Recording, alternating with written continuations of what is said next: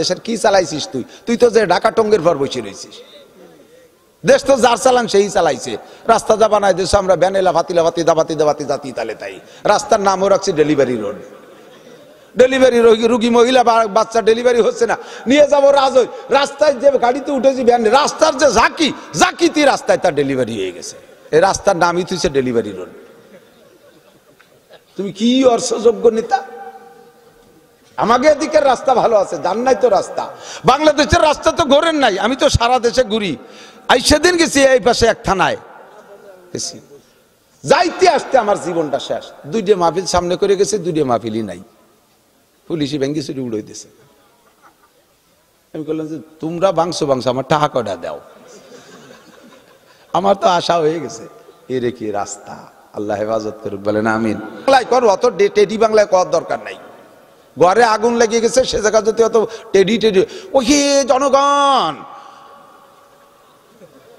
ঘরে আগুন লেগে গেছে, তোমরা দাঁড়াও, আমি গোপালগঞ্জ থেকে মাইক কিনে নিয়ে আসি, এরপরে ঘোষণা হবে।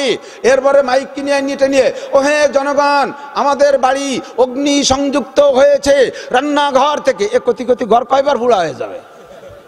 আগুন লেগে গেছে, আরে আগুন কতক্ষণ না কে, ওরে আগুন, এই করে চিল্লাই পড়তে। দেশে আগুন লেগে গেছে, আবার অত টেডি বাংলার সময় নাই।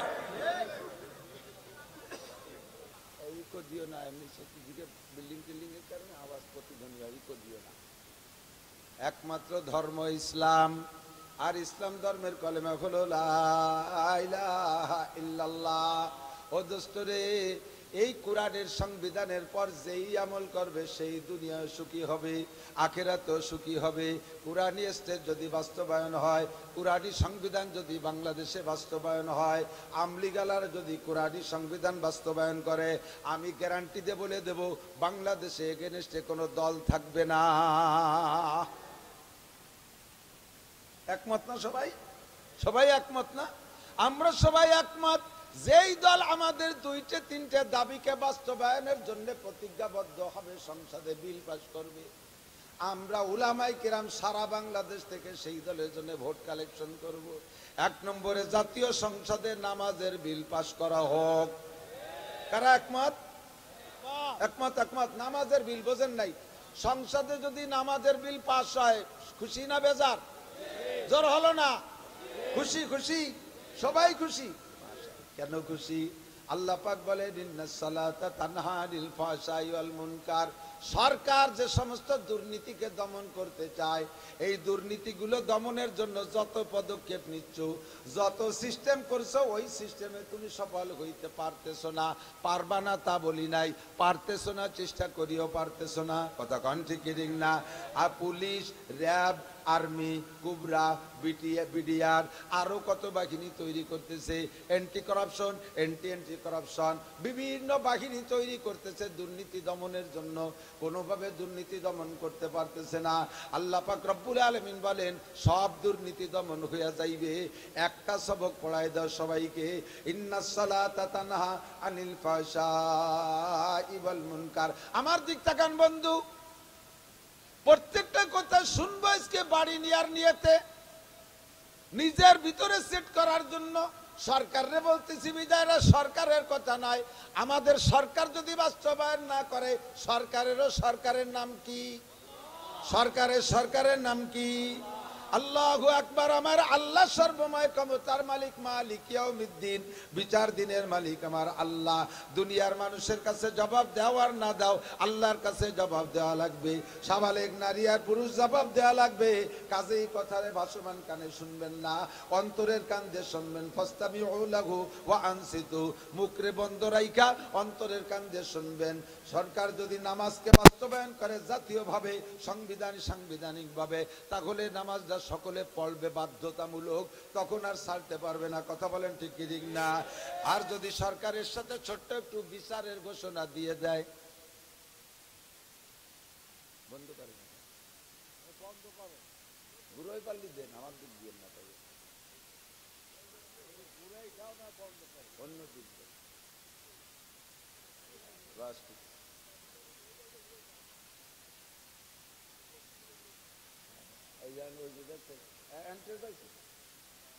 ওইরকম আমারও ট্যাক্স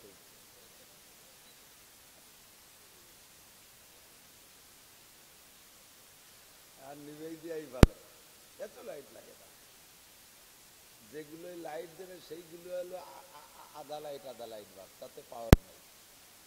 ওই টিউব লাইট গুলো পাওয়ার লাগে। ইন্নাস সালাতা তানহা আনিল ফাহশাই ওয়াল মুনকার। অবশ্যই কথা কে বলেছে? আল্লাহর কথা। এটা কিসের আয়াত বলেন? কোরআন শরীফের আয়াত। ইন্নাস সালাতা তানহা আনিল ফাহশাই ওয়াল মুনকার। নিশ্চয় আল্লাহ ইন্না কোয়া লাগে না। আল্লাহ যদি বলতেন আসসালাতু তানহা আনিল ফাহশাই ওয়াল মুনকার, নামাজ মানুষকে খারাপ কাজ থেকে ফিরায়, এতেই গুরুত্বের অভাব নাই। তারপরও আল্লাহ তাআলা কথার গুরুত্ব বাড়ার জন্য শুরুতে ইন্না শব্দ ব্যবহার করছে। ইন্না, আন্না, এই সমস্ত শব্দগুলো গুরুত্বর শব্দ। আল্লাহ পাক বলেন অবশ্যই অবশ্যই নামাজ মানুষকে সকল প্রকার অপকর্ম থেকে, সব দুর্নীতি থেকে ফিরানোর তাবিজের নাম কি? নামাজ।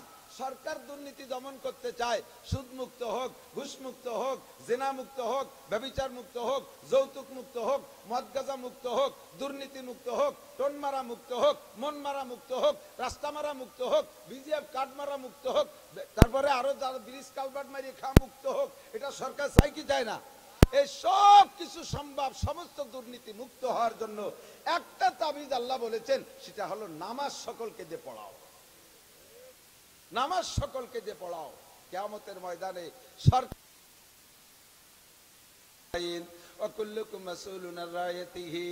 তোমরা সকলে রাখাল।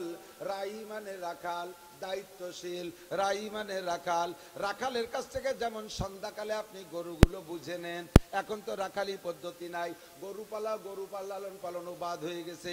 যদিও পোষে তাহলে ফার্মের মধ্যে পোষে। আগের মতো মুক্ত মাঠে গরু ছেড়ে দিয়ে পালাগুলো বুঝে নেওয়া হতো, ঠিক না? এক নম্বরে গরুর সংখ্যা ঠিক আছে নাকি?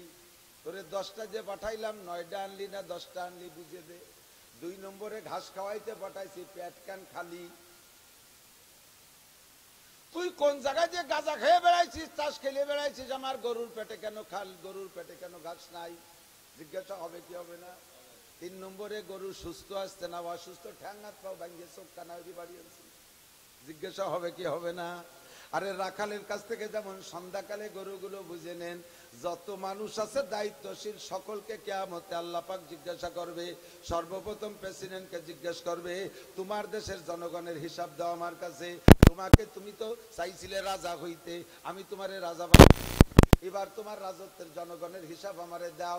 নামাজ পড়ছে কয়জন, রোজা রাখছে কয়জন, হজ করছে কয়জন, যাকাত দিছে কয়জন, দাড়ি রাখাইছো কয়জন, টুপি পরাইছো কয়জন, মসজিদে নিছো কয়জন, কুরআন পড়াইছো কয়জন, কুয়াকাটা নিছো কয়জন, কক্সবাজারে নিছো কয়জন, পার্কের মধ্যে বসায় তসবিহ টিপাইছো কয়জন রে দিয়া। এগুলো সব একটা হিসাব দিয়ে যাও।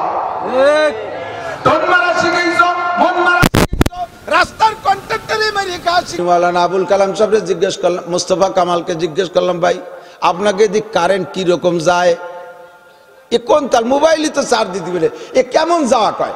আপনাকে দি কেমন যায় কারেন্ট? কয় যে আমাকে দি কখনো কারেন্ট যায় না, মাঝে মধ্যে একটু আসে, যাই না কোনো সময় একটু আসে ফাঁকে ফাঁকে। এক থানায় 24 ঘন্টা থাকে, আর এক থানায় মাঝে মাঝে একটু আসে। জবাব আল্লাহর কাছে দেওয়া লাগবে কি লাগবে না? আমার বাসায় কারেন্ট লাগে, জনগণের বাসায় কারেন্ট লাগে। আমার বাসার কারেন্ট ব্যবস্থা আছে, জনগণের বাসায় নাই কেন? আমার বাড়ি যার রাস্তা আছে, আমি নেতা, জনগণের বাসায় যার রাস্তা নাই কেন? ইনসাফ বেইনসাফ কেন করছো? জবাব আল্লাহর কাছে দেওয়া লাগবে কি লাগবে না? আল্লাহ পাক নজির তৈরি করে রেখেছেন। মসজিদে নববীতে বয়ান করতেছেন ওমর ইবনে খাত্তাব রাদিয়াল্লাহু তাআলা আনহু। সারাটা বাংলাদেশ মাত্র কয়দিনের মধ্যে ঘুরে আসলাম। প্রত্যেক দিন 8টা 10টা করে ডিস্ট্রিক্ট অতিক্রম করি, দেখতেছি সব জায়গায় যোগ্য নেতায় ভরা। আরে কি মিছিল আমরা দিয়ে যাচ্ছি, বোতল বাইরে দিলে ভোট শান্তি পাবে দেশের লোক, বোতল বাইরে তুলনা জগতে মেলে না। বোতল নামে তো কেউ নাই, জন্য বোতল কলাম। হঠাৎ নাম এটা কয়ে বললে অনেক সময় মিলিয়ে যায়, শেষে করে যায় হুজুরে কিনা আমার নাম কয়ে দিচ্ছে, ধর সেই গন্ডগোল লেগে যায়। বোতল নামে কেউ নাই, তবে বোতল নামে মার্কা আছে।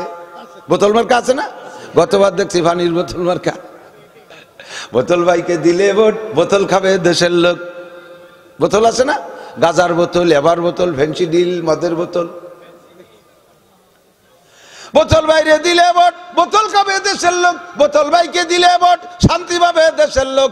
এই স্লোগান যারা দেয় তারা মুশরিক।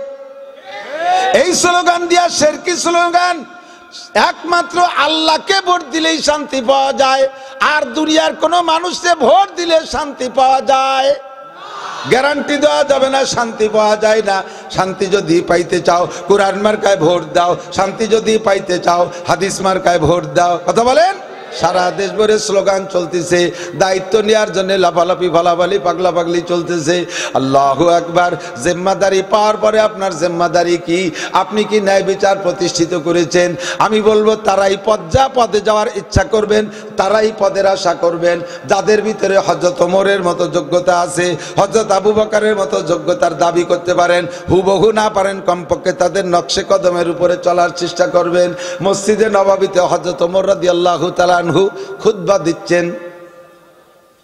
এর আগে এলান দিয়ে, রাষ্ট্র তো বিশাল, রাষ্ট্রের আয়তন, হযরত ওমরের রাষ্ট্রের আয়তন 2,40,00,000 বর্গ মাইল। কত বড়? 2,40,00,000। পৃথিবীর 2/3, 3 ভাগের 2 ভাগ একটা রাষ্ট্র। তাহলে কত বড় হওয়া দরকার? প্রায় বাংলাদেশের সমান। কথা কয় না আল্লাহ। অত বড় দেশের মানুষের পায়খানা বানতে এইরকম 2-3 বাংলাদেশ লাগে। এত বড় দেশের রাজা হযরত ওমর, মসজিদে নববীর খতিব। যে দেশের রাজা হবে যিনি, ওই দেশের রাষ্ট্রীয় মসজিদের খতিব হওয়ার যোগ্যতা থাকতে হবে তার। আল্লাহর ফজল আমাদের দেশে তো আছেই অবশ্যই। হযরত ওমর খতিব মসজিদে নববীতে খুতবা দিচ্ছেন, বয়ান করতেছেন। খুতবার ভিতরে উনি ওই দিন সব গভর্নরদেরকে, প্রাদেশিক গভর্নরদেরকে খবর দেয় না মসজিদে নববীর মুসল্লি গভর্নররা, স্থানীয় মুসল্লিও আছে, মদিনার মুসল্লি। হযরত ওমর রাদিয়াল্লাহু তাআলা গভর্নরদের উদ্দেশ্য করে বলতেছে, লা তাজলিমুনা ওয়ালা তুজলামুন, জুলুম করবা না, জুলুমের ভিতরে পড়বা না। তুমি এই পার্সিয়ালিটি করবা না, দেখে দেখে নিজের লোকগুলোর চাকরি দিবা, আর নিজের লোক যারা না তাদের চাকরি দিবা না, তা হবে না। কার্ডগুলো নিজেদের মধ্যে বিতরণ করবা, যারা তোমার আত্মীয় থেকে দূরে আর নজরের থেকে দূরে তাদের মধ্যে দিবা না, তা হবে না। সব জায়গায় ন্যায় বিচার করবা, সকলকে সমান হারে দিবা। লা তাজলিমুনা ওয়ালা তুজলামুন, জুলুম করবা না, জুলুমের ভিতরে পড়বা না। এই বয়ান করতেছেন হযরত ওমর, ইনসাফের বয়ান করতেছেন। ইতিমধ্যে মাঝখানে একজন দাঁড়ায় গেছে, দাঁড়ায় বলতেছি, ইয়া উমর, প্রেসিডেন্ট। যেই ওমর, কোন ওমর কন্ত, যেই ওমরে দেখলে শয়তান রাস্তার থেকে নেমে চলে যায়। আমাদের দেশের ওমর না, আমাদের দেশের ওমর রে আরো শয়তানে বিড়ি ধরি দেয়, আছে না এরকম? নাম আতর আলী। তাহলে মনে হয় যেন সারা গায়ে ঘিরান, অথচ গায়ে ভুয়া পাটার গন্ধ। এরম আতর আলীর দরকার নাই। ওমর, যেই ওমরের নামটা মসজিদে নববীর গেটে লেখা আছে, নাম তার বাবে ওমর। শয়তান দূর থেকে আসে, ওমরের নামটা লেখা দেখার সাথে সাথে ওখান থেকে আফিরুল শয়তানু ওয়া ইয়াজরুতু জুরাতান, বাই সারতে সারতে পিছনের দিক পলায়, পাত্তি বলায় শয়তান ওমরের নাম শুনলি। এত বড় বাঘা ওমর। আল্লাহু আকবার। সেই ওমর খুতবা দিচ্ছেন মসজিদে নববীতে। সাহাবী একজন সামনে দাঁড়ায় বলতেছে, ইয়া উমার, ওমর আপনি চুপ থাকেন, আপনার মুখে এই বক্তব্য শোভা পায় না। ইনসাফের বক্তব্য, ন্যায় বিচারের বক্তব্য আপনার মুখে শোভা পায় না। হযরত ওমর বলেন, কেন আমার মুখে শোভা পায় না? সঙ্গে সঙ্গে হযরত ওমর তাকে ধমক দিয়ে বসাই দিয়েছে, বেটা মজলিসের মধ্যে কি বলিস? আমার মুখে যদি ন্যায় বিচারের বক্তব্য শোভা না পায়, এই বর্তমান বিশ্বে কার মুখে ইনসাফের বক্তব্য শোভা পাবে? লোকটারে ধমক দিয়েছে, লোকটা ভয়তে বইসা পড়ছে। সঙ্গে সঙ্গে হযরত ওমর রাদিয়াল্লাহু তাআলা আনহুর ছেলে আব্দুল্লাহ ইবনে ওমর রাদিয়াল্লাহু তাআলা আনহু ইত্তেবায়ে সুন্নতের 1 নম্বর যারা ছিল, তার ভিতরে আব্দুল্লাহ ইবনে ওমর একজন। নবীর সুন্নত যতগুলো, একটা সুন্নতকে চুল পরিমাণ ছাড়েন নাই হযরত আব্দুল্লাহ ইবনে ওমর। যুবক মানুষ, যৌবনকাল থেকে, ছেলেবেলায় থেকে নবী পাককে পেয়েছে, আর ছেলেবেলার থেকে তৈরি হয়ে গেছে, নবীর একটা সুন্নত ছাড়বে না। এ আমার যুবকরা, কিয়ামতে যদি হযরত ওমরের সাথে হাসান হুসাইনের সাথে জান্নাতে যাইতে চাও, সাইয়্যিদাই সুববানিল জান্নাহ, জান্নাতি যুবকদের নেতা হাসান হুসাইন, তাদের সাথে যদি জান্নাতে যাইতে চাও, এখন থেকে তুমি প্রস্তুতি নাও। বুড়ো হলে ভালো হবা, বুড়ো হলে তোমার ভালো হতে বলা লাগবে না, বুড়ো হলে এমনি ভালো হয়ে যায়। এই বুড়োরে যদি কই যে কাকা আর ডাকাতি করবেন না, তাহলে কি কোয়া লাগে নাকি? ওনার ডাকাতির বল আছে। যৌবনকাল থেকে রেডি হয়ে যাও। আব্দুল্লাহ ইবনে ওমর এত বড় সুন্নতের অনুসারী ছিলেন, নবী পাক রাস্তায় হাঁটতে হাঁটতে কদ্দুর যে যে জায়গা বসে জীবনে একবার পেশাব করছে। হযরত আব্দুল্লাহ ইবনে ওমর যদি সেই রাস্তা দিয়ে হাঁটতেন, ওই জায়গা যে টের পাইছে যে এই জায়গা নবী পেশাব করেছেন আমি দেখেছি, ওই জায়গা যে পেশাবের ভান করে বসতেন, পেশাব আসলে পেশাব করতেন, না আলি এমনি খানিক বইসে থেকে চলে আসতেন। সাথীরা জিজ্ঞেস করলেন, হযরত ওই জায়গা বসলেন কেন? কয় আজকে যেমন আপনারা আমার সাথে হাঁটতেছেন আর আমিও হাঁটতেছি, আমরা একদিন আপনারা ছিলেন না, আমরা একদিন নবী পাকের সাথে এই রাস্তায় যে হাঁটতেছিলাম, এই জায়গা আসলে নবী আমাদেরকে এই জায়গা দাঁড় করে রেখে ওই জায়গা যে বসে পেশাব করেছিলেন, আমিও সেই জায়গা গিয়েছি। আপনি তো পেশাব করেন নাই, কেন গেলেন? যদিও পেশাব না আসে, আমার নবী যে জায়গা পেশাবের ভান করে বসছে, ও জায়গা পেশাবের ভান করে বসতে আমার ভালো লাগে। বাপ যেমন ওমর, ছেলে তেমন আব্দুল্লাহ ইবনে ওমর। আব্দুল্লাহ ইবনে ওমর দাঁড়িয়ে বলতেছেন, আব্বা জান। উনি টের পাইছে, হযরত আব্দুল্লাহ ইবনে ওমর টের পাইছে ওই লোকটা কি জন্য বাপরে এই বক্তব্যের ভিতরে বাধা দিয়েছে। উনি টের পাইয়া বাপরে বলতেছে, আব্বা জান ধমক দিয়ে বসাই দিয়ে আপনার ঠিক হয় নাই। আমার জানা মতে নবী পাকের সাথে প্রথম যেদিন আপনি নবী জান্নাতে যাবেন, ওই দিন যেই 10টা লোককে নবী সাথে করে নিয়ে জান্নাতে যাবেন, তার ভিতরে রোল নাম্বার 2 হলেন আপনি। আপনারে জান্নাত থেকে ঠেকানোর কেউ নাই। ওই লোকটা আজকে যে কারণে আপনাকে ইনসাফের বক্তব্যে বাধা দিয়েছে, নিশ্চয় তার ভিতরে, নিশ্চয় তার অন্তরে তার জানা আছে আপনার মধ্যে ইনসাফের কোনো ত্রুটি আছে, ওই ত্রুটিটা তার জানা আছে। কিয়ামতে আপনাকে জান্নাতে ঠেকানোর জন্য কেউ নাই। ওই লোকটা যদি আপনাকে সেই দিন আল্লাহর কাছে মামলা দেয়, আল্লাহ ওমর বেইনসাফি করেছে এই মামলা যদি দেয়, আপনার জবাব দিয়ে সেরে যেতে পারলেও কিছুক্ষণ সময় নষ্ট হবে, নবী 9 জন নিয়ে বেহেশতে চলে যাবে, আপনার যাইতে দেরি হয়ে যাবে। কাজে সেই দিনের জন্য কাজ বাধায় রেখেন না, এক্ষুনি তার কাছ থেকে আপনার শোনা উচিত তার আপনার উপরে তার অভিযোগ কি। কথা বলেন ঠিক কি ঠিক না? বলার সাথে সাথে যে মানুষ যেমন শক্ত, ওই মানুষ ওইরকম নরম। তবুও তাৎক্ষণিকভাবে রাগরে হজম করে পারতেছে না, কারণ প্রায় 1-150 গভর্নর সামনে, তার ভিতরে যদি প্রেসিডেন্ট বলে আপনার মুখে ইনসাফের বক্তব্য শোভা পায় না, বলেন তো চেহারা লাল হয় কিনা? আরে ওমর তো ওমর, আমাদের এই দেশের ওমরকে সামনে কলিবার তারে ধরে পিঠ মুড়াই দিয়ে গুগু মুড়াই দিয়ে বেড়িতে বেড়িতে নিয়ে থানায় আটকায় দিবে না, ঠিক না? তো হযরত ওমর কষ্ট করে একটু সামলাইলেন। এবার বলতেছে, বাবা আমার মিজাজ এখনো ঠান্ডা হয় নাই, তুমি লোকটার কাছে জিজ্ঞাসা করো আমার মধ্যে কি ত্রুটি পাইছে বিদায় কথা বলতেছে। হযরত আব্দুল্লাহ বলতেছেন, বাইরে উনিও চেষ্টা করলে পারতেন যে থামাই দিয়া ঘরের মধ্যে নিয়ে শুনবে, যেহেতু লোক সমাজের ভিতরে উনি অভিযোগ করছে, কাজেই সকলের মনটা ফ্রেশ করে দিতে হবে। এই জন্যই প্রেসিডেন্টের মোকাবেলায় মামলা যে দেশে, সেই ফরিয়াদির কথা উনি জায়গায় দাঁড়াই শোনার ইচ্ছা করলেন। বললেন, ভাই তুমি দাঁড়াই বলো আমার আব্বার মধ্যে বেইনসাফির কি দেখেছো, এখনই তার সমাধান হবে। লোকটা দাঁড়িয়ে বলতেছে, ও আব্দুল্লাহ, গত শনিবারে তোমার আব্বা রিলিফের কাপড় বিতরণ করছে, অন্য দেশ থেকে আসা রিলিফের কাপড়, পিস কাপড় আসছে, আমাদের সকলকে এক পিস করে কাপড় দিছে। ওই কাপড় পিস, কাটা পিস এতটুক ছিল, যার এক পিস কাপড়ে একজনের গায়ে জামা হয় না। যার কারণে দেখো গত শনিবারে কাপড়ের জামা আমাদের কাহারও গায়ে নাই।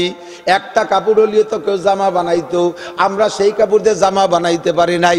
আমাদের মধ্যে সবচেয়ে বেটে লোকটার গায়ে এক পিস কাপড়ে জামা হয় না, কাজে সেই কাপড় দিয়ে জামা বানাইতে পারি নাই। হে আব্দুল্লাহ, তোমার আব্বা ওমর আমাদের মধ্যে সবচাইতে লম্বা, অথচ উনার গায়ে সেই শনিবারে কাপড়ের জামা দেখতেছি। নিশ্চয়ই আমাদেরকে এক পিস দিয়ে উনি 2 পিস নেছে, 2 পিস না হলে ওনার জামা হয় না। নিজে 2 পিস জামা নিয়া আমাকে এক পিস কাপড় দিয়া, নিজে 2 পিস কাপড় নিয়া আমাদের এক পিস কাপড় দিয়া, আবার উনি ইনসাফের বক্তব্য দেয়। বলো আব্দুল্লাহ, উনার মুখে ইনসাফের বক্তব্য শোভা পায় কিনা?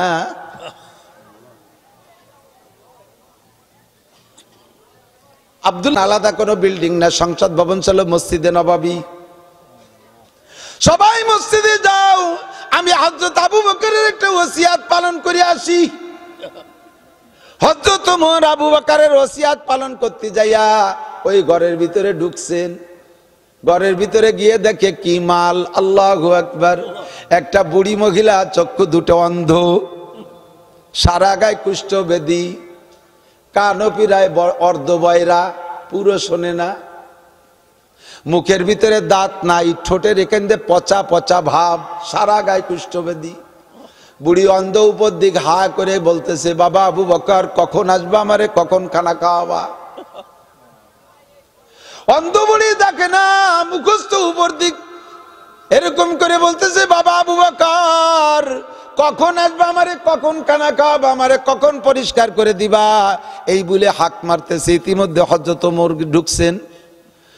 হযরত ওমরের ঢোকাটা একটু বুড়ি আন্দাজ করে বলতেছে, বাবা আবু বকর আসছো। হযরত ওমর পরিচয় দেয় নাই, যাইয়ে বলছে, সালাম দিয়ে বলছে যে, বুড়ি তোমার কি দরকার? কয় কি বাবা, তুমি আবু বকর এত দেরি করে আসছো কেন? তুমি একদিন আসো না, প্রায় 2-3 ওয়াক্ত চলে গেল, আমারে খানা খাওয়াও না। বুড়ির ওই অবস্থা দেখা হযরত ওমর রাদিয়াল্লাহু তাআলা আনহু আর দেরি না করে বাসায় যে স্ত্রীকে বলছে, তাড়াতাড়ি খানা পাকাও, মহিলা ঝাল খানা খাইতে পারে না, মুখের ভিতরে ঘা, মিষ্টি হালুয়া নরম করে পাকাও। স্ত্রী দ্রুত পাকাইলেন আর বললেন, আমি আগে আমার ওসিয়াত পালন করে আসি। কয় কার জন্য নেবেন, আমি কি সাথে আসবো? কয় না, তোমারে বলে নাই, বলছে আমাকে। দায়িত্ব তোমার না, দায়িত্ব আমার। দায়িত্ব আমার, আমি যাই। তাড়াতাড়ি রান্না করে ঠান্ডা করে দেশে হযরত ওমর নিয়া ওই মহিলার মুখের ভিতরে হাত দিয়ে লুকমা করে দিয়েছে হালুয়া। হালুয়া দেওয়ার পরে মহিলা মুখ বন্ধ করে ফেলাইছে, হাতের ছোঁয়া লাগিয়ে চক্ষু বন্ধ করে হাত কান ধরে ফেলছে। কয় বাবা তুমি কে, পরিচয় বলো। বুড়ি তো চোখে দেখে না, আবু বকরের হাত না কার হাত এটা বুঝবে কি করে? বুড়ির মুখের সাথে হাত লাগানোর সাথে সাথে কয়, বাবা তুমি কে আছো, পরিচয় বলো। হযরত ওমর বলতেছে, বুড়ি তুমি পরিচয় চাও কেন? কয় যে নিশ্চয়ই এটা আবু বকরের হাত না। বলো আমার আবু বকর দুনিয়া আছে না নাই? ও বুড়ি তুমি কি করে টের পাইলি এটা আবু বকরের হাত না? কয় আমার আবু বকর 1 বছর আগে আমারে মুখে হাত দিয়ে খানা খাওয়াইতো, আর এই 1 বছর দিকাইছা প্রায় 2 মাস আমারে হাত দিয়ে খানা খাওয়ায় না।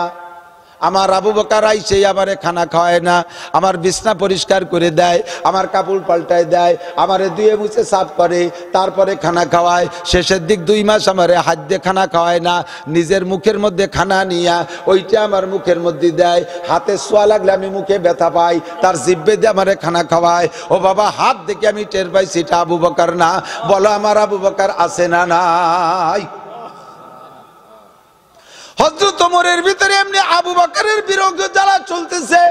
বুড়ির মুখে এই কথা শুনে আবু বকর একটা চিৎকার মেরে বলে, বুড়ি আমি এর চাইতে বেশি খেদমত করতে পারবো না, আমি এতটুকুই পারবো। আল্লাহু আকবার। তোমার আবু বকর আজকেই ইন্তেকাল করেছে, তারে দাফন করে আমি তোমার জন্য খেদমতের জন্য আসছি। আমি আবু বকরের ওসিয়াত হিসেবে আসছি। আবু বকর যা পারছে দুনিয়ার কেউ তা পারবে না, আমার দ্বারা আদৌ সম্ভব না। তোমার আবু বকর দুনিয়া থেকে চলে গেছে, আমার হাতের খানা নাও। বুড়ি আবু বকর চলে গেছে খবরটা শুই না, একটা চিৎকার মেরে বিছানা থেকে যেন আধা হাত উঁচু হয়ে গেছে। এই দুর্বল বুড়ি লাফ দিয়ে উঠে গেছে, আর একটা চিৎকার মেরে কলজা ফাইটা বুড়ি মারা গেছে।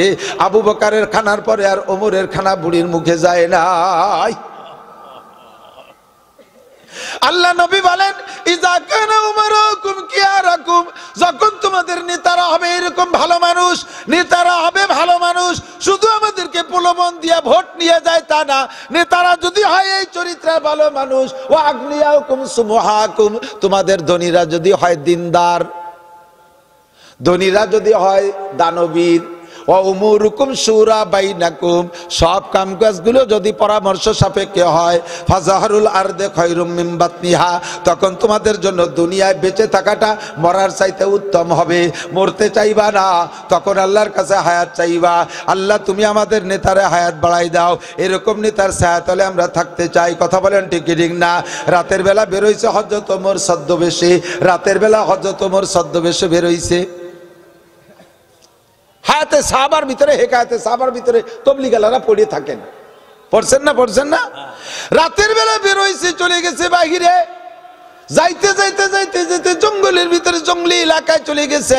আল্লাহু আকবার, গিয়ে দেখে একজন মহিলা হাড়িতে চুলার উপরে হাড়িতে পানি জ্বালাইতেছে। কচি কচি বাচ্চারা পাশ দিয়ে বসে কাঁদতেছে, বাচ্চারা কান্নাকাটি করতেছে।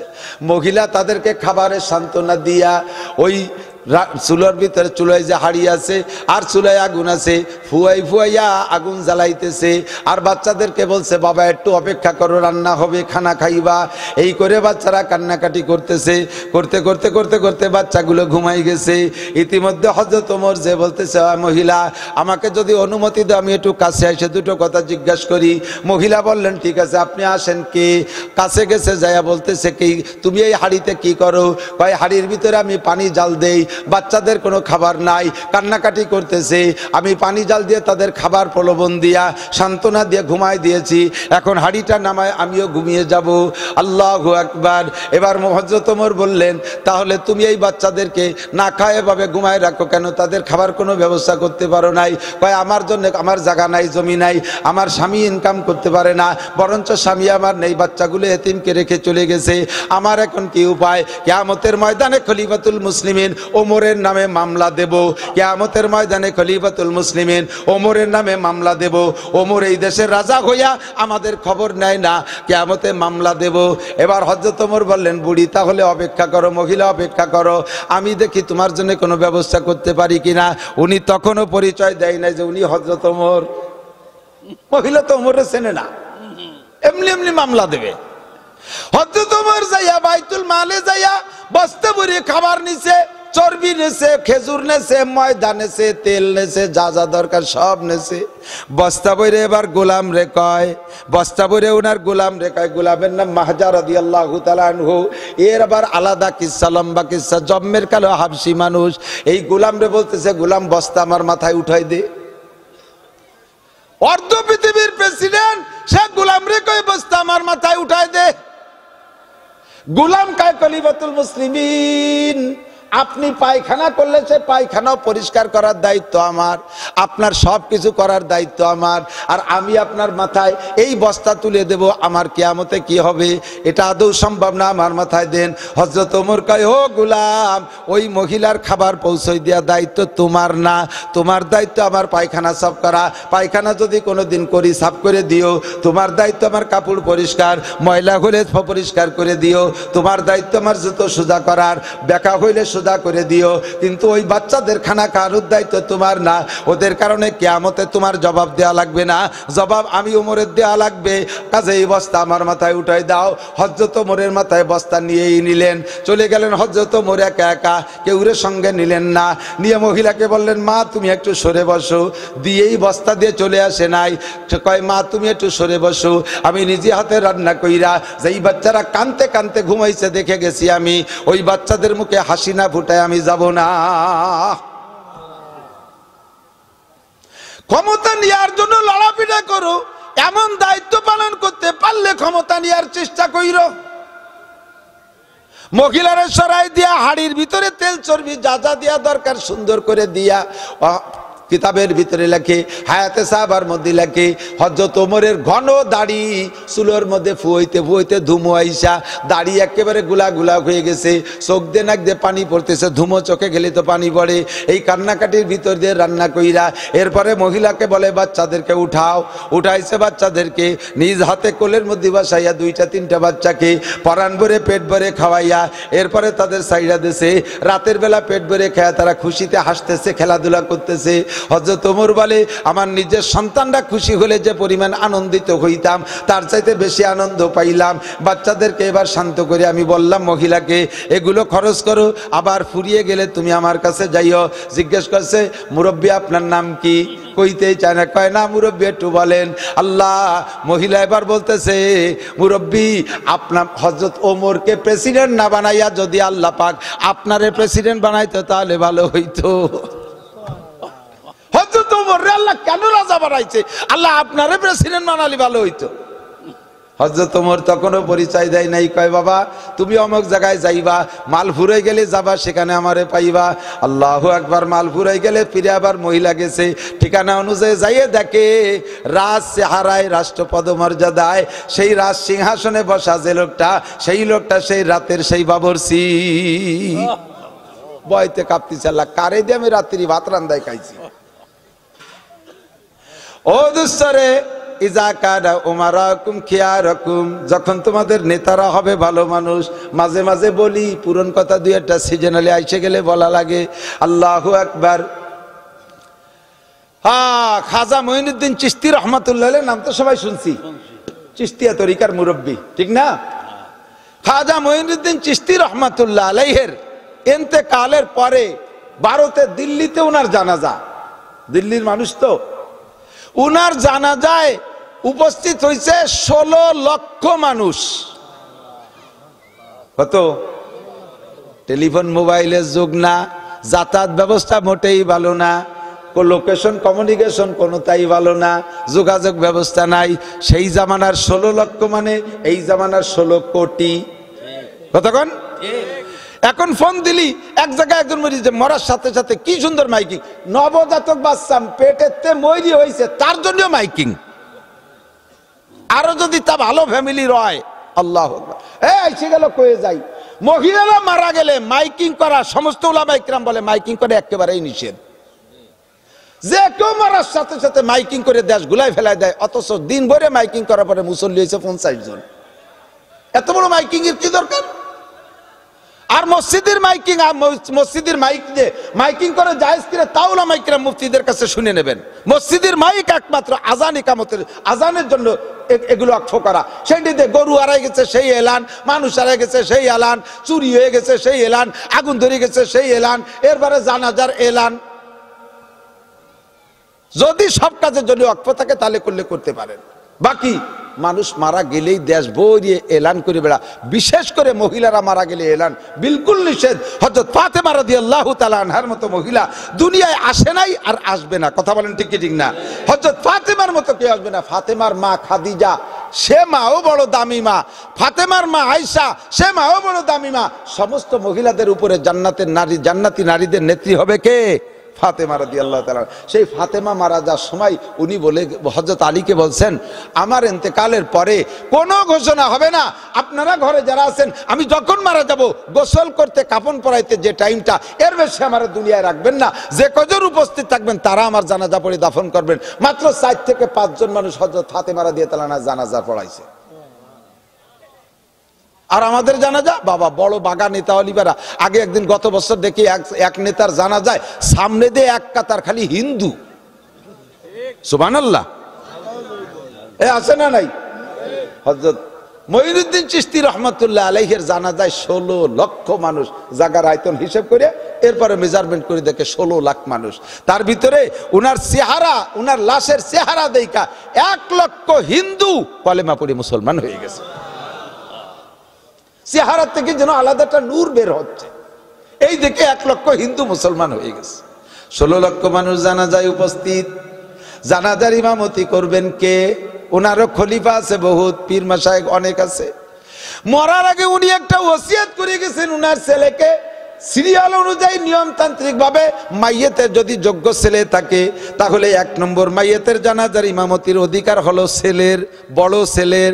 বড় ছেলে না থাকলে মেজো ছেলে, না থাকলে সেজো ছেলে। ছেলেদের ভিতরে এভাবে সিরিয়াল আসতে থাকবে। আল্লাহু আকবার। কিন্তু উনার ছেলেরা উনি ওসিয়াত করে গেছে, বাবা আমার জানাজার ইমামত তুমি না, জানাজার ইমামতির জন্য যোগ্যতা লাগবে 3টা। যদি 3 যোগ্যতা তোমার মধ্যে থাকে তাহলে তুমি পড়াইবা, না থাকলে যার মধ্যে থাকে তারে দিয়ে আমার জানাজার ইমামতি করাবা। যোগ্যতা 3টা কি? ওসিয়াত করে গেছে উনাকে।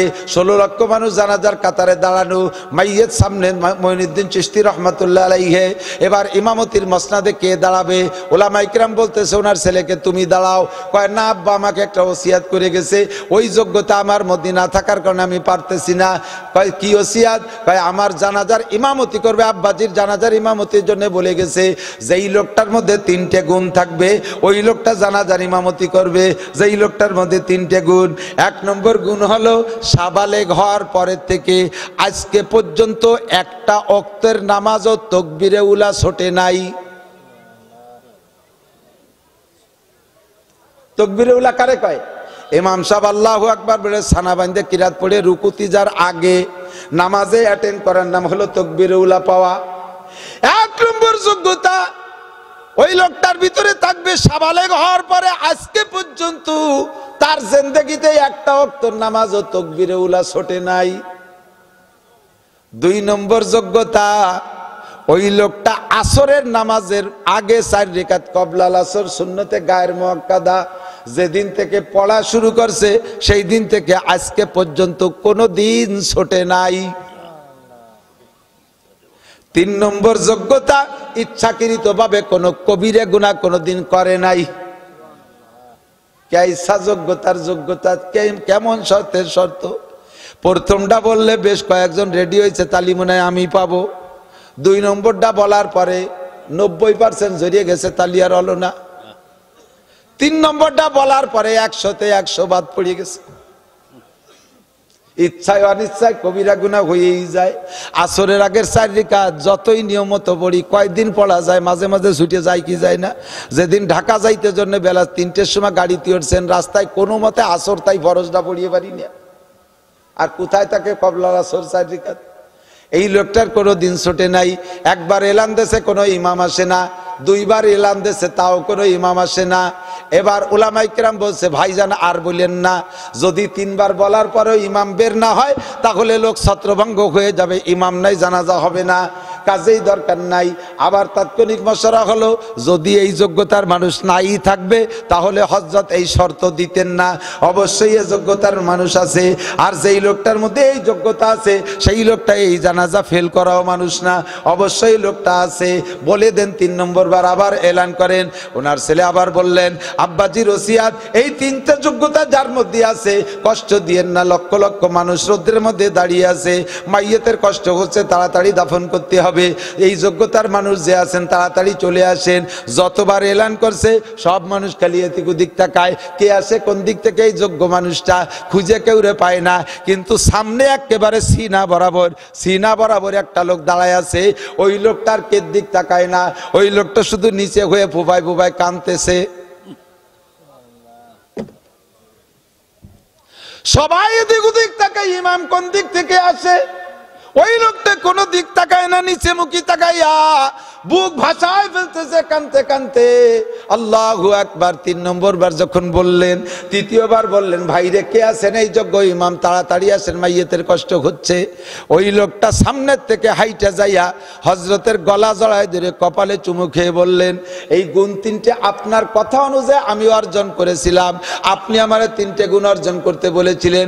আব্বাজি আপনার সাথে আমাকে আমার নাবালেগ কাল থেকে সম্পর্ক করে দিয়েছে, আমি সাবালেগ হওয়ার পর থেকে আপনার সাথে সম্পর্ক রাখি। এই 3টে সবক আপনি আমারে দিয়েছিলেন, আমি 3 সবক নিয়ে বড় হয়েছি। আপনি বলেছেন কোনো আমল করে মানুষকে জানাবা না, তবলিগি যাই আইসে গল্প মারবা না যে চিল্লে দিয়ে আসলাম, চরমুনায় যাই আইসে গল্প মারবা না, চার দোকানে যে আমি জীবনে কোনোদিন চরমুনাই মিস করি না। হজের থেকে আইসা তুমি গল্প মারিয়ে বেড়াবা না, হজের থেকে আইসা পোস্টারের ভিতরে আলহাজ লেখানোর চেষ্টা, মানুষকে জানানোর চেষ্টা করবা না। আপনি বলেছেন সেই অনুযায়ী আমি চুপ করে রয়েছি, আমার এই আমল কেউ জানে না। আজকে আপনি মরার পরে লক্ষ লক্ষ মানুষের সামনে আমাকে অপমান করলেন কেন, আমাকে মানুষের সামনে জানায় দিলেন কেন? অভিযোগটা তার কানে দিয়া যাই নামাজে দাঁড়িয়ে গেলেন।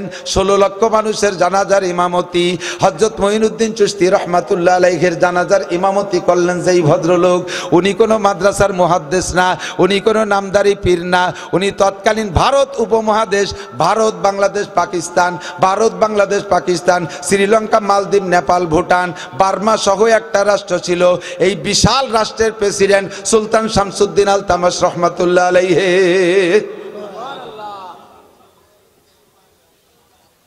ইজা কানা উমারাউকুম কিয়ারাকুম, যখন তোমাদের দেশের নেতারা হবে এইরকম ভালো মানুষ,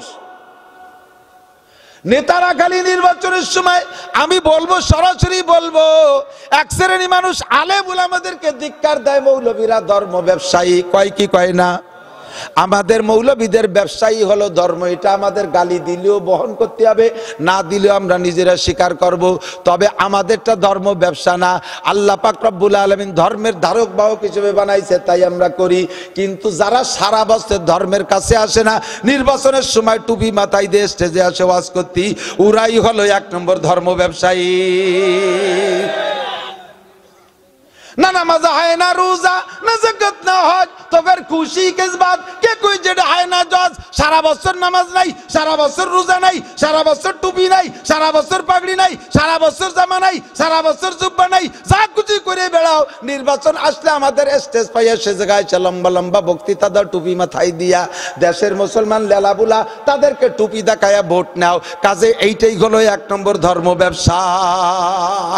ইজা কানা উমারাকুম খিয়ারাকুম, নেতা যদি হয় ওইরকম 5 ওয়াক্ত নামাজি, নেতা যদি হয় নামাজি, নেতা যদি হয় তো কবলা আসর 4 রাকাত পড়নেওয়ালা, নেতা যদি কোনো কবিরা গুনাহ না করে, তাহলে সেই নেতার দেশে আল্লাহ কাল্লা ফাতাহনা আলাইহিম বারাকাতিম মিনাস সামাই ওয়াল আরদ, আসমান আর জমিন থেকে শান্তি আর রহমত আর বরকতে সব দরজা খুলে দেব। ঠিক কি ঠিক না? আল্লাহু আকবার। সুলতান মাহমুদ বলবো নি কি নাকি কষ্ট হচ্ছে? আল্লাহু আকবার। না বাঁচতে হবে, অস্ত্র রয়েছে, তা আগে কি যেন এসে গেলে তাইখানি করছি, অস্ত্র করবো পরে, ঠিক আছে না? আপনারা কি ওয়াজের জন্য বসে রয়েছেন না মেহমানদারির জন্য? তবে মেহমানদারি নিয়ে যাবেন সুন্নাত, মেহমানদারি গ্রহণ করা কি সুন্নাত। আল্লাহ দাওয়াত দিচ্ছে, আমি কর্তৃপক্ষের পক্ষ থেকে দাওয়াত দিচ্ছি। আমার দাওয়াতে আল্লাহর রহমতে বেকায়দায় পড়বো না, বহুত রান্না করছে, না খাই গেলেই নষ্ট হয়ে যাবে রে। হুসাইন আহমদ মাদানী রহমতুল্লাহ ওয়াজ করতে, উনি যে জায়গা যাইতেন ওনার সাথে যদি ওনারা যদি কোনো খাওয়ার দাওয়াত দিতে, একা একা হুজুর আপনার আমাকে বাড়ি একটু, বাংলাদেশে কয়েছে ডাইল ভাতের দাওয়াত, আর ও দেশে ভারতে কয়েকটু শাক রুটির দাওয়াত, থোড়া সা শাক রুটি কি দাওয়াত হয় হজরত, আমার বাড়ি একটু শাক রুটির দাওয়াত। তো হুজুর রে একা দাওয়াত দিচ্ছে, সাথে যদি 2-1 জন যাইতো, হুজুর জীবনেও তাদেরকে ঘরে ঢুকতে দিতেন না, বাইরে গাছতলা থাকো আমি খাই আসি। গাইরেস্ট যদি বলতেন ওই যে হুজুর সাথে আসছে নিয়ে আসেন, না না, 2 সমস্যা, এক আলো ওকে অভ্যাস হয়ে যাবে, ফাঁসে ফাঁসে ঘুরে বেড়াবে খাওয়ার জন্য, বদ অভ্যাস। 2 নম্বরে বাড়ি যা রান্না করছে আমি সহ তোমার ফ্যামিলির সদস্যরা সব সচরাচর এরকম খানা হয় না, আমাকে বলে একটু ভালো রান্না করছে, তা আমার সাথে যে কয়জন আছে 4-5 জন, ওকে যদি বসায় দেয় তো হাড়ি ধরে টান দেবে, বাড়ি মহিলাকে কপালে কিছু হবে না, এই জন্য কয়জন বাইরে থাক, আমার একারে দাও খাইয়েছি। এইটা পুরো ভারতবর্ষে প্রসিদ্ধ ছিল মাদানী রহমাতুল্লাহ। আর আমাদের দেশে পীর সাহেবের দাওয়াত দেশে 2 হাইয়েস্ট বইরিয়ে দূর দূর করে সিট সব দখল করছে, লাস্টে সে পীর সাহেবই সিট পায় না। এই গজব আছে না নাই? আছে না নাই? আমি বিলকুল সিঙ্গেল ঘুরি, কখনো খুব রিয়ার যদি সাথে যায়, একটা ছেলে আমার সাথে যায়, আমার সাথে একজনের বেশি নেই, এবং তা বলে নেই যে আমার সাথে 1 থেকে ড্রাইভার আর সাথে 1 জন থাকতে পারে। অনেকে আছে গাড়ি ভরিয়ে নেয়, ছাদে নেয়, তলে 2 জন বাঁধিয়ে নেয়, প্রত্যেকের কোলে একটা বসায় দেয়, গিরাম ধরিয়ে নিয়ে এসে খাওয়াতে যাবে, বিলকুল এটা অনিয়ম। আগে একদিন বলছি না, মান দাখালা আলা তামিন বিগয়রি দাওয়াতিন দাখালা সারকানা খরাজা মুগিরান। এই বিয়েতে বরযাত্রী দাওয়াত দেয় 50 জন, যায় 75 জন। এবার এ দেশে আছে না এই সিস্টেম? আছে আছে। যেই 50 জন বলছে, 50 জনের উপরে যে অতিরিক্ত 25 জন গেছে, ওই 25 জনের নামে একটা সার্টিফিকেট দিয়েছে নবী। কি সার্টিফিকেট? Double certificate. ওখানটা ঢোকছে চোর, বেরোয় গেছে ডাকাতি করিয়া। ঢোকছে চোর, চোর রেখে দাওয়াত দেয় নাকি? এ চোর রেখে বাড়ি দাওয়াত দেয়? চোর নিজের কায়দায় ঢোকে না, আর যাওয়ার সময় লুটে ফুটে নিয়ে যায়, ডাকাতি করে নিয়ে যায়। এ কটারে দাওয়াত দিনে ঢোকছে চোর। আর এই বিনা দাওয়াতে কটা খায় বেশি, বিনা দাওয়াতে গুলো এর আশের মতো গলা সমান গেলে ঢেক ছাড়তি ছাড়তি বার হয়ে যায়। দাখালা সারে কানবা খরাজা মুগিরা, এ কয়টা চোর হয়ে ঢুকলো, ডাকাত হইয়া। কখনো অতিরিক্ত বিয়ের বরযাত্রীতে নেবেন না। 50 করে আপনার 150 জাতি হবে, 150 কন্ট্যাক্ট করেন। আর সে বাড়ি কন্ট্যাক্ট করবেনই বা কেন? সে বাড়ি কি আপনার খাওয়া পাওনা আছে নাকি? মেয়ে বিয়ে উপলক্ষে, মেয়ের বিয়ের উপলক্ষে, বিয়ে উপলক্ষে মেয়ের বাড়ি কোনো খানা হবে না। শুনে দেখেন ওলামায়ে কেরামের কাছে, বিয়ে উপলক্ষে মেয়ের বাড়ি কোনো খানা হবে না, বরযাত্রী হবেই না। খানা হবে ছেলের বাড়ি, আউলি মোলাবি সাত। নবী বলেন বিয়ে করে আনছিস, বাড়ি একটা ছাগল জবাই দিলে খাওয়াই দে দেশের মানুষরে। তা খাওয়াতি যে তার নাম থুইছে আবার বউবার, বউ ভাতা বনাম হাল খাতা। কালেকশন, এমন কালেকশন, সে কালেকশনের বয়তে খাতি ইজার কায়দা নাই।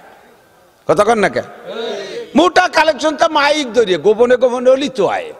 চেয়ারম্যান 20,000 মারহাবা, মেম্বার 10,000 মারহাবা, দুলো ভাই 50 মারহাবা, ইটালির ভাই সাহেব 1 লাখ মারহাবা, জাপানের ভাই সাহেব প্রাইভেট কার মারহাবা, শহীদার 20 টাকা মারহাবা।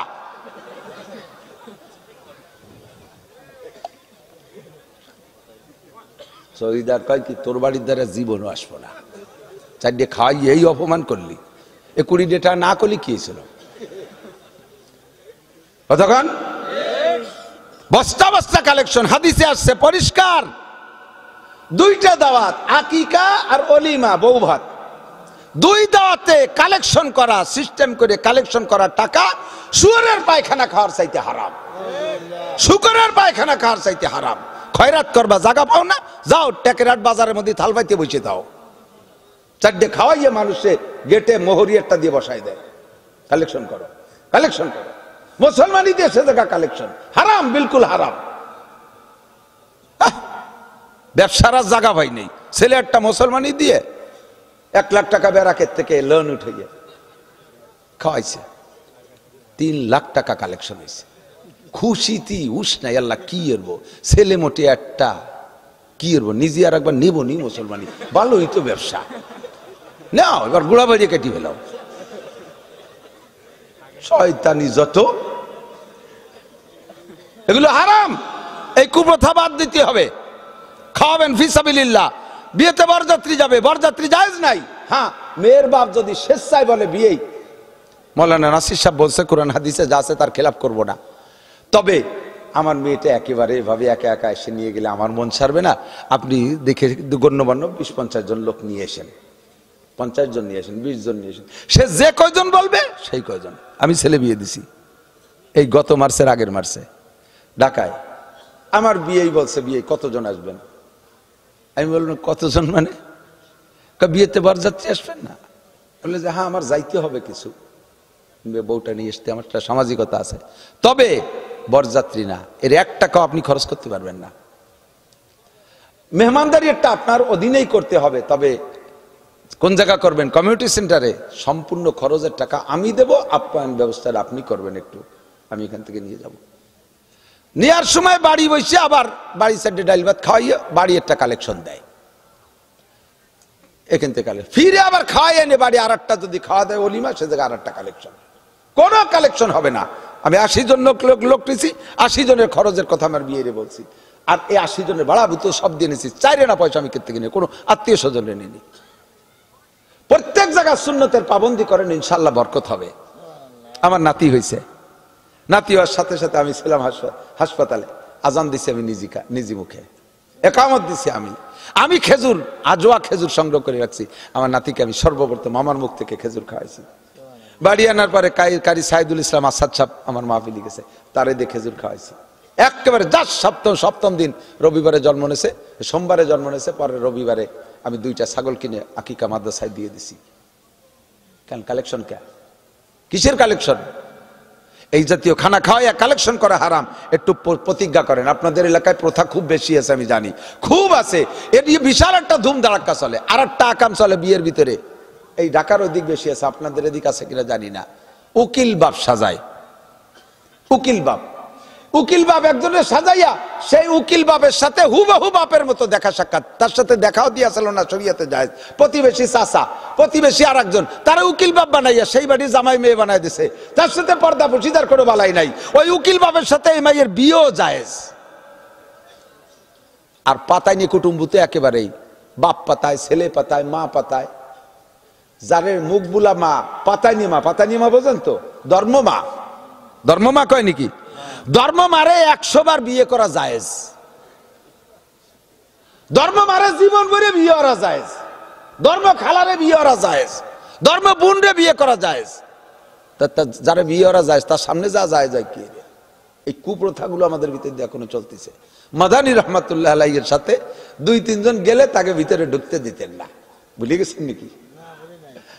তো একবার এক মাহফিলে গেছে, জমিদারের বড় লোকের মাহফিলে গেলে হুজুরের সাথে 5-7 জন গেছে। জমিদার জানে যে হুজুরের এই স্বভাব সারা দেশে প্রসিদ্ধ, বিনা দাওয়াতের কেউ ঢুকতে দেয় না, খাতিও দেয় না। তো হুজুরের কানে কানে ওই জমিদার কইছে, হুজুর আপনার সাথে যারা আসছে একে বলিয়ে দেন, ওরা কিন্তু যা খাইয়ে যাবে, ওরা যেন না খেয়ে যায় না। আপনি তো আবার সাথে যারা আসে তাকে খাতি দেন না। আজকে কিন্তু আমি দাওয়াত দিছি, সাথে যারা আসে খাইতে তারা যেন খাইয়ে যায়। এইরকম মাঠ ভরা মানুষ এই খবর পাইয়া হুজুর বললেন, মিয়া আপনারা সবাই আমার সাথে আসছেন না শুনতি? সবার দাওয়াত জমিদার বাড়ি। জমিদারের উদ্দেশ্য হলো হুজুরের সাথে গাড়িতে যে 5-6 জন আছে সেই কয়জন, কিন্তু হুজুর মাঠ ধরে দাওয়াত দিয়ে দিয়েছে। এখন জমিদারের কাপা শুরু হয়ে গেছে, কম্পনের। হুজুর কি এলেন হুজুর, এত মানুষ আমি তো খাতির দিতে পারবো কি? আমি তো কাছে আপনার সাথে যে কজন। হুজুর কয়, মিয়া এই সবই আমার সাথে আছে, আমি নালি এরা আসতো নাকি? ভাই যত রান্না করুক, আমরা বক্তারা না হলে থাকতেন নাকি এতক্ষণ? তাহলে সবই আমার সাথে আছে। তো তুমি মিয়া কইলে একটা ভয় পাচ্ছ? হুজুর ভয় পাচ্ছি, সম্পাদের ভয় পাচ্ছি না। সময় দিলি তো আমি 2 গরু 5 গরু জবাই দিয়ে খাওয়াতে, সময় কম, তুই এত মানুষে খাওয়াবো কি রে? কয় যে বেটা এত মানুষ খাই নাকি? কয় হুজুর আপনি দাওয়াত দিয়েছেন জমিদার বাড়ির দাওয়াতে, না খাই একটাও যাবে না, আমি বেশ যেতে পারি। হুজুর কয় তুমি কি রান্না করছো ওইটা রেডি করো। ও যে সেটা রেডি, তার ভিতরে মনে মনে মন সারে আরো সাইডে চাল রেডি করিয়া তারপর ভাত টাত করিয়া একটু ডাইল লম্বা করে ফেলাইছে, যাতে কোনো মতে কিছু সাইডে দেওয়া যায় মাথায় মাথায় মুট করিয়া। তো হুজুর এই মাহফিল শেষে হুজুর তো টের পাইছে যে ঘটনা তো মহা বিপদের। আর হুজুর মেয়ারা সবাই মোনাজাতের আগে, মোনাজাতের পরে সবাই খেয়ে যাবেন, জমিদার বাড়ি দাওয়াত পাইছেন তো? বলে জি হুজুর, আপনি দাওয়াত দিয়েছেন, খেয়ে যাবো। যারা আমারে দোয়া কুনুত শুনতে পারবেন তারা এই পাশে দাঁড়াবেন, তারা খাবেন। যে কয়জন দোয়া কুনুত শুনতে পারবেন ওই কয়জন, যারা দোয়া কুনুত শুনতে পারবেন না খাবেন না। এই কইলি উঠে দলে দলে এসেছে, চলে যাস কাকা, হুজুর দোয়া কুনুত পারি না। মাঠ খালি, 20-25 জন দাঁড়াইছে। এরপরে জমিদার হাসতে হাসতে হুজুর কি সালা দিলেন চালন দিয়া। হুজুর কয়, মিয়া এর চেয়ে ভালো সালা আর একটা আছে, সেটা হলো যদি এই সব কয়জনরে কই যে জানাজার দোয়া শুনো, আমারে জানাজার দোয়া না শুনলি খাতি পাবা না, তোর একটাও টেকবে না। কথা কন না কেন? একটাও টেকবে না, ঠিক কিনা?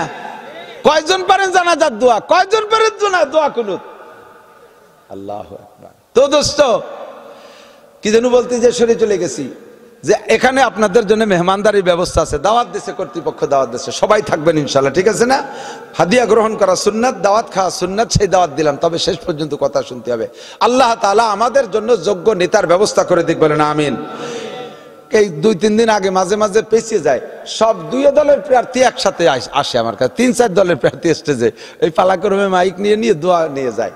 শেষে আমার কয় যে হুজুর দোয়া করেন, দোয়া নিয়ে আবার নিজেকে বক্তব্য দিয়ে চলে যায়। সিলেট গেছি উপজেলা নির্বাচনের সময়, চেয়ারম্যান 4 দলের, আমলিগির এক প্রার্থী, বিএনপি, জাতীয় পার্টি, জামাত ইসলাম, 4 নেতা চেয়ারম্যান প্রার্থী, মাইকে ওয়াজ করে টরিয়ে দোয়া চাইয়ে বসে রয়েছে।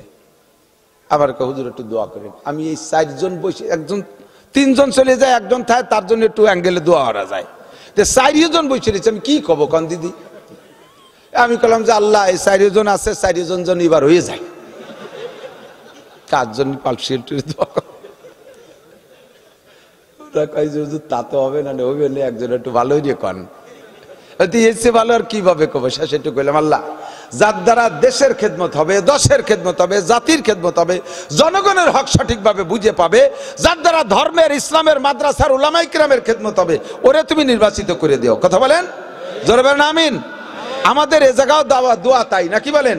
এখানেও দোয়া তাই, যার দ্বারা দেশ ও দশ ও জাতীয় ধর্মের সেবা হবে, আল্লাহ তাআলা তুমি বাংলাদেশের সেই জাতীয় এমপি গুলোকে নির্বাচিত করে দাও, যারা উলামা বিদ্বেষী, ধর্ম বিদ্বেষী, ইসলাম বিদ্বেষী, আলেমদেরকে সহ্য করতে পারে না, এই জাতীয় নেতার থেকে বাংলাদেশকে তুমি রক্ষা করো। তাই সে যে দলেরই হোক না কেন, তার থেকে বাংলাদেশকে রক্ষা করো। ইযা কানা উমারাকুম খিয়ারাকুম ওয়া আগনিয়াকুম সুমুহাকুম, যখন তোমাদের নেতারা হবে ভালো মানুষ। 3-4টে নেতার নাম কইছি, রাতভর কইতে পারবো, হাজার হাজার গল্প জানা আছে এইরকম বাগা বাগা নেতা। যখন নেতারা হবে এরকম ভালো মানুষ, সুলতান শামসুদ্দিন আলতামাশ রহমাতুল্লাহ আলাইহি চিন্তা করতে পারেন, এত বড় দেশের রাজা হইয়া তার এক ওয়াক্ত নামাজ কাজা হয় না। আমাদের দেশের মেম্বারে যদি আল্লাহ ডাকে, এ মেম্বার নান্টু মেম্বারে আছে নাকি তাহলে জানি রে, টুও করলাম তো ভাই বসতে পারে আর এক বেকায়দা, এ নান্টু মেম্বারে দিঘাসো, কি ব্যাপার তুমি নামাজ পড়ো নাই কে? আল্লাহ, এই বিজিএফ কার্ডের মাল দিতি কর্নে যে কোন তো চলে গেছে আমি টেরই পাইনি। আল্লাহ কয় তোমার রাষ্ট্র কত বড় ছিল? কয় 300 ভোটার। রাষ্ট্রে 300 ভোট নিয়ে উনি মেম্বার হয়েছে, তাকে বিজিএফ কার্ড দিতি নামাজের রক্ত কর্নে চলে গেছে, টের পাইনি। সাথে সাথে সুলতান শামসুদ্দিন আলতামাশকে হাজির করা হবে। এত বড় দেশের রাজা হইয়া তার নামাজ ছোটে না, তুই মাত্র একটুক মেম্বার হয়ে নামাজ ছুটলো কেন? চেয়ারম্যান নামাজ দাও, এমপি নামাজ দাও, কি জন্য পড়তে পারো নাই? দেশ চালাতি, যে দেশের কি চালাইছিস তুই তো যে ঢাকা টঙ্গের পর বসে রয়েছিস। দেশ তো যার চালান সেই চালাইছে। রাস্তা যা বানাই দেশ আমরা ভ্যানেলা ভাতি দাবাতি জাতি তালে তাই। রাস্তার নামও রাখছি ডেলিভারি রোড। ডেলিভারি রুগী মহিলা বাচ্চা ডেলিভারি হচ্ছে না, নিয়ে যাবো রাজই। রাস্তায় যে গাড়িতে উঠেছি ভ্যান, রাস্তার যে জাকিতি রাস্তায় তার ডেলিভারি হয়ে গেছে। এই রাস্তার নামই তুইছে ডেলিভারি রোড। তুমি কি অর্থযোগ্য নেতা? আমাকে এদিকের রাস্তা ভালো আছে, জান নাই তো রাস্তা। বাংলাদেশের রাস্তা তো ঘোরেন নাই, আমি তো সারা দেশে ঘুরি। আই সেদিন গেছি এই পাশে এক থানায় গেছি, যাইতে আসতে আমার জীবনটা শেষ। 2টে মাহফিল সামনে করে গেছে, 2টে মাহফিলই নাই, পুলিশি ব্যাঙ্গি ছুটি উড়াই দিয়েছে। আমি বললাম যে তোমরা বাংশো আমার টাকা কটা দাও। আমার তো আশা হয়ে গেছে, এরে কি রাস্তা। আল্লাহ হেফাজত করুক, বলেন আমিন। আল্লাহু আকবার। আল্লাহ পাক রব্বুল আলামিন আমাদেরকে বানাইছেন কোন উদ্দেশ্য আছে কিনা? কথা বলেন, আছে না? এই যে আমাদের নেতারা বস্তা বস্তা টাকা খরচ করতেছে, কি দরকার এত টাকা দিয়ে? এত টাকা খরচ করেন কেন? কোটি কোটি টাকা। আর এবার শেখ হাসিনারে আমি যে কি দিয়ে একটা পুরস্কার দেবো তা বুঝে উঠতে পারতেছি না। এমন কায়দার নির্বাচন দিয়েছে, একজনের নৌকো দিয়েছে আর একজনের তুই ফাল্লি হই আয়। একই দলের মধ্যে 2 প্রার্থী, যারা এতদিন নৌকো পাইয়া নৌকো খান জমা দিয়ে তুই ঢাকা যে ঘুমাই রয়েছে, অন্যা সে এমপি বাড়ি চলে গেছে। আর এইবার সে নৌকো রেখে নেক্সট নৌকোর লোকই দাঁড়ায় গেছে। এইবার আর অত সহজে না, ঘুম নাই, তাহাজ্জুদ পড়িয়ে নামা লাগতেছে। সারা রাতভর রাস্তায় যাই এটা তাহাজ্জুদ পড়তেছে, আমি তো ঘুরিয়ে দেখতেছি। এত খরচ, এত কষ্ট, এত টাকা কেন খরচ করেন? পিছনে উদ্দেশ্য আছে না নাই? কথা বলেন, আছে না নাই? তুমি সামান্য 2 কোটি 5 কোটি টাকা খরচ করে যদি এত আশা রাখতে পারো, ও বান্দা তোমারে বানাইতে আমার কোটি কোটি টাকা লাগছে। তোমার 2টে চোখের দাম 20 লক্ষ টাকা, তোমার 2টে কিডনির দাম 24 লক্ষ টাকা, তোমার 2টে বাল্বের দাম 18 লক্ষ টাকা, তোমার ফুসফুস লাংস, তোমার হার্ট বাল্ব, তোমার পাকস্থলী, তোমার অঙ্গ প্রত্যঙ্গ কত টাকা দামের, এর দাম তুমি দিয়ে সারতে পারবা না। একজন মানুষের মাথার ভিতরে যে ঘিলু আছে মগজ, এইটার দাম আরো 20 বছর আগে মেডিকেল সায়েন্সরা ধার্য করেছে। একজন মানুষের আজ থেকে 20 বছর আগের দাম বলছি, এখন তার সে কত দাম হতে পারে জানি না। সেই সময় আমি পত্রিকায় দেখেছি একজন সুস্থ মস্তিষ্কের মানুষের মাথার মধ্যে যে ঘিলু আছে, এই ঘিলুটুকের দাম 40 লক্ষ কোটি টাকা। 40,000 কোটি টাকা, 40,000 কোটি টাকা একজন মানুষের মাথার ঘিলুর দাম, মগজের দাম।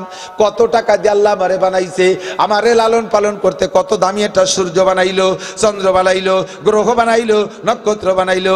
আমার জন্য ধান, আমার জন্য পান, আমার জন্য আম, আমার জন্য কাঁঠাল, আমার জন্য মাছ, আমার জন্য গোশ, আমার জন্য মাটি, আমার জন্য পানি, আমার জন্য অক্সিজেন, আমার জন্য লাইট, আমার জন্য ঘর বাড়ি।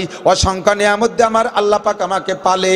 আমার পিছনে এত বিনিয়োগ করে আল্লাহ পাকের উদ্দেশ্য আছে না নাই? জানতে চাইলাম আল্লাহ বলো তোমার উদ্দেশ্য কি? আল্লাহ কয় তুই রাজা হবি, বাদশা হবি, চেয়ারম্যান হবি, মেম্বার হবি, শিল্পপতি হবি, কোটিপতি হবি, রাষ্ট্রপতি হবি, ভগ্নিপতি হবি, দুলোভাই হবি, এগুলো আমার কোনো আশা না। আমার আশা তোর পিছনে একমাত্র আমা খলাকতুল জিন্না ওয়াল ইনসা ইল্লা লিয়াবুদুন, একমাত্র আমার ইবাদতের জন্য তোরে বানাইছি।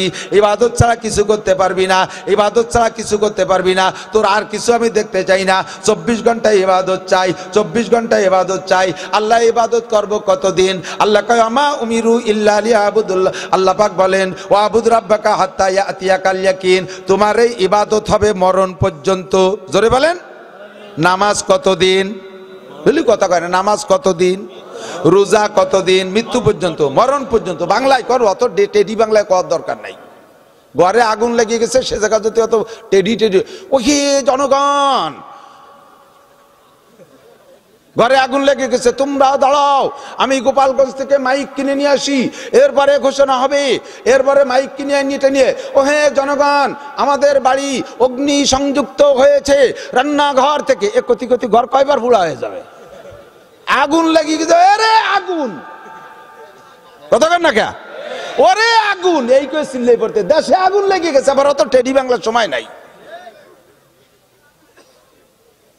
ইবাদত কতদিন? মরণ পর্যন্ত। বলেন কতদিন? নামাজ কতদিন? শুধু শুক্রবার? ও শুকুর আলী মুসল্লি, খালি শুক্রবারে নামাজ পড়ে, শুকুর আলী মুসল্লি। রমজান আলী মুসল্লি, খালি রোজার মাসে পড়ে, আছে না নাই? সারা বছর নাই, খালি ঈদের নামাজ পড়ে না, বলে ইয়াদ আলী মুসল্লি, ঠিক না? আর একজন নির্বাচন আলী মুসল্লি, সারা বছর নয়, নির্বাচনের সময় আসরের নামাজ পড়ছে 4 বার একদিনই।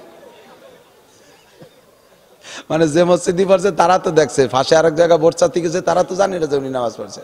সে জায়গায় যাই ভোটে আলোচনা, তোরা কথা বলতে থাক, আমি নামাজটা সারিয়ে আসি, তার মানে ওরাও জানুক যে উনি নামাজ পড়ে। এর নাম ধর্ম ব্যবসা। কতক্ষণ না কে আছে না নাই? নামাজ পড়বো কতদিন? মরণ পর্যন্ত। স্লোগান দেন, কতদিন? রোজা রাখবো কতদিন? হজ করবো কতদিন? জাকাত দেবো কতদিন? টুপি পরবো কতদিন? কয় না রে, একটু স্লোগান দেন। ভোটের স্লোগান দিয়ে কি বেগে দেন? প্যানেল কি আছে? কোন সে প্যানেল? নৌকো, জোরসে বলো নৌকো, আরো জোরে দাড়ি পাল্লা, তার চেয়ে জোরে ধানের শীষ।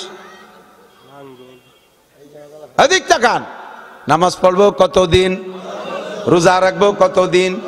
দাড়ি টুপি কতদিন? ফরজ ওয়াজিব কতদিন? সব ইবাদত কতদিন? আল্লাহ কয় ওয়াবুদ রাব্বাকা হাত্তা ইয়াতিয়াকাল ইয়াকিন। কেন কয় মরার পরে ফলবো না? কে কয় যে যতদিন আমার নিয়ামত ব্যবহার করবি অতদিন আমার ইবাদত করবি, মরার পরে আমার কিছু ব্যবহার করা লাগবে না, কাজে আমার ইবাদত করাও লাগবে না। মরার পরে অক্সিজেন ব্যবহার করবে না, মরার পরে খাবার দাবার নাই। আল্লাহ নবী বলেন ইজা মাতাল ইনসানু ইনকাতা আনহু আমালুহু, মানুষ যখন মারা যায় তার সব আমলের দরজা বন্ধ হয়ে যায়। কবরে যে নামাজ নাই, এই কবরে যে নামাজ নাই, কবরে যে রোজা নাই, কবরে যে জিকির নাই, কবরে যে ফিকির নাই, কবরে যে তেলাওয়াত নাই, কবরে যে জারি যাত্রা করসা গাজীর গান গুণযাত্রা নাই, কবরে যে খাজা বাবা নাই, কবর যে বান্ডারির গান বাজনা নাই, ও জায়গা ভালো নাই মন্দ নাই, কবরে গাঁজা বা ফেন্সিডিল হিরোইন নাই, বিড়ি সিগারেট হুক্কা নাই। আছে আছে। আমাকে ওই বাচ্চা হিন্দু মারা গেছে, তারে সে নাকি ওসিয়ত করে গেছে যে আমার মিয়া আগে মতো মাটি দিয়ে তুইও, তো মাটি সেভাবে দেশে ওরে কবরে কয়টা পয়সা দিয়ে দেশে পারের করি, কি আবার অতি লাগতে পারে। ওরে 2 প্যাকেট বিড়ি আর একটা মেজ দিয়ে দেশে, খাইস আস্তে আস্তে। এ দেশে দেশে দেশে 2 বান্ডিল তাস দিয়ে দেশে। এতদিন কিন্তু বসে কি তাস টাস খেললো। কবরে কি চলবে? এগুলো চলবে। নামাজও চলবে না, রোজাও চলবে না, কিন্তু দোস্ত দুনিয়ায় যা আমল করবো ওইটা ব্যবহার চলবে কবরে, ওইটা ব্যবহার চলবে কবরে। দুনিয়ায় নামাজ পড়ছো, প্রতিদান কবরে পাইবা। আল্লাহ নবী বলেন মান হাফাজা আলাস সালাওয়াত আকরামাহুল্লাহু বিখামসি। মহিলারা, আল্লাহ নবী বলেন মান হাফাজা আলাস সালাওয়াত আকরামাহুল্লাহু বিখামসি খিসাল। যেই ব্যক্তি 5 ওয়াক্ত নামাজ পড়ে আল্লাহ তারে 5টা পুরস্কার দেয়। 1 নম্বরে ইরফান হুযিকুল আইশ, দুনিয়ায় তার অভাব থাকে না।